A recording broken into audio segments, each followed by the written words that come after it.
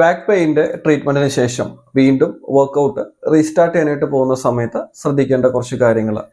First ഫേസിൽ warm up എക്സസൈസസും അതുപോലെ തന്നെ നിങ്ങളുടെ ട്രീറ്റ്മെന്റ് വൈൻഡപ്പ് ചെയ്യുന്ന സമയത്ത് നിങ്ങൾക്ക് ഇൻസ്ട്രക്ട് ചെയ്ത് തന്നിട്ടുള്ള സ്പെസിഫിക് ആയിട്ടുള്ള എക്സസൈസസ് മാത്രം ചെയ്യാനായിട്ട് ശ്രമിക്കുക. നിങ്ങളുടെ കണ്ടീഷൻ പ്രോഗ്രസ് ചെയ്യുന്നതിനനുസരിച്ച് നിങ്ങൾക്ക് അടുത്ത സ്റ്റേജിലേക്ക് കടക്കാവുന്നതാണ്. അപ്പോൾ നെക്സ്റ്റ് സെറ്റ് ഓഫ് എക്സസൈസസിൽ വരുന്നത് നിങ്ങളുടെ വാമപ്പ് എക്സസൈസസ്, അതുപോലെ തന്നെ നിങ്ങൾക്ക് ഇൻസ്ട്രക്ട് ചെയ്ത് തന്നിട്ടുള്ള സ്പെസിഫൈഡ് ആയിട്ടുള്ള എക്സസൈസസ്, അതോടൊപ്പം തന്നെ ലോ ഇമ്പാക്ട് എയറോബിക് എക്സസൈസസും കൂടെ എൻകോപ്പറേറ്റ് ചെയ്യാനായിട്ട് ശ്രമിക്കുക. ഏകദേശം 1 മാസത്തോളം ഈ ഒരു പ്രോട്ടോകോൾ ഫോളോ ചെയ്യാം.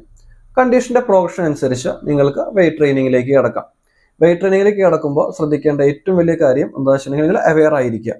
എന്ത് വർക്കൗട്ട് ചെയ്യുമ്പോഴായാലും നിങ്ങൾക്ക് വേദന ഉണ്ടായിരുന്ന ആ ഒരു കമ്പാർട്ട്മെന്റിലേക്ക് വീണ്ടും സ്ട്രെയിൻ വരുന്നുണ്ടോ എന്നതിനെ പറ്റിയിട്ട് അവെയർ ആയിട്ടിരിക്കുക. രണ്ടാമത്തെ കാര്യം, എപ്പോഴും ട്രെയിനിങ് സ്റ്റാർട്ട് ചെയ്യുമ്പോൾ ലോ വെയിറ്റിൽ സ്റ്റാർട്ട് ചെയ്യാനായിട്ട് ശ്രമിക്കുക.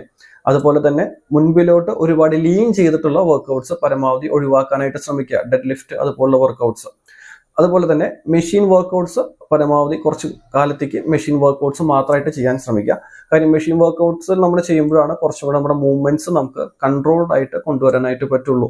അപ്പോൾ നമുക്ക് ഇഞ്ചുറീസും കാര്യങ്ങളും നമുക്ക് ഒഴിവാക്കി കൊണ്ടുവരാനായിട്ട് പറ്റും.